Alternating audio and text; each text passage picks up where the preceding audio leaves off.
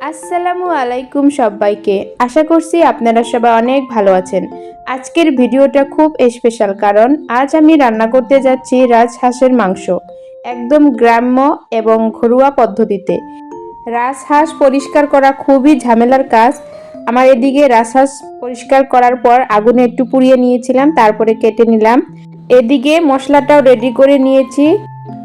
মাংসটা ধুয়ে নেওয়ার পর এখানে আমি যা মশলা রেডি করেছিলাম, যেমন রসুন বাটা, আদা বাটা, পেঁয়াজ বাটা, জিরে বাটা, পেঁয়াজ কুচি, সব মশলা দিয়ে সুন্দর করে মেখে কিছুক্ষণ ম্যারিনেট করার জন্য রেখে দেব, যাতে মশলাটা ভালোভাবে মাংসর ভিতরে ঢুকে যায়। এই রান্নার স্বাদ কিন্তু গ্যাস বা চুলার থেকে সেরকম হয় না। চুলার ধোঁয়া আলাদা একটা ঘ্রাণ থাকে, যেটা খাবারের স্বাদকে কয়েক গুণ বাড়িয়ে দেয়। তাই ভিডিওটা শেষ পর্যন্ত দেখবেন, ইনশাল্লাহ খুব ভালো লাগবে।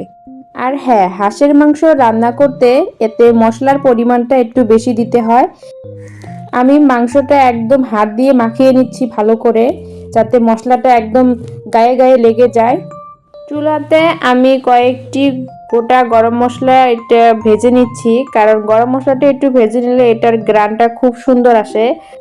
তারপরে আমি চুলাতে আবার তেল দিয়েছিলাম। তেলটা গরম হওয়ার পরে ওতে দিয়েছিলাম তেজপাতা, পেঁয়াজ, জিরা। যখন এটা ভালো বাদামি কালার হয়ে আসবে, তখন আমি ম্যারিনেট করে রাখা হাঁসের মাংসটা দিয়ে দিই। ভেজে রাখা গরম মশলাটা এবার আমি শিলপাটাতে বেটে নেব। এটা এইভাবে গোটা গরম মশলা ভেজে বেটে দিলে মাংসর স্বাদটা কয়েক গুণ বাড়িয়ে দেয়।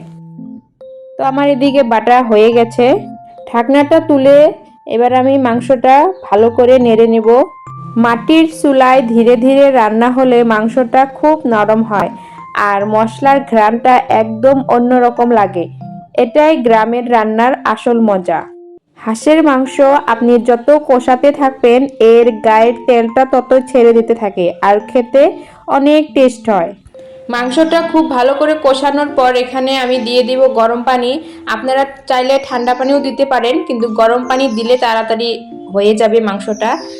দেখতেই পারছেন মাংসটা কত সুন্দর রং ধরেছে আর তেলটা উপরের দিকে চলে এসেছে, মানে আমাদের হাঁসের মাংস একদম রেডি। এই রান্নাটা গরম ভাতের সাথে খেতে বা চালের রুটির সাথে খেতে সব থেকে বেশি ভালো লাগে।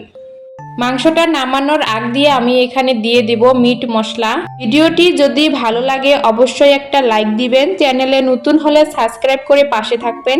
আপনাদের ভালোবাসা আর সাপোর্ট থাকলে আমি আরো সুন্দর সুন্দর রান্নার ভিডিও নিয়ে আসবো ইনশাআল্লাহ। খোদা হাফেজ।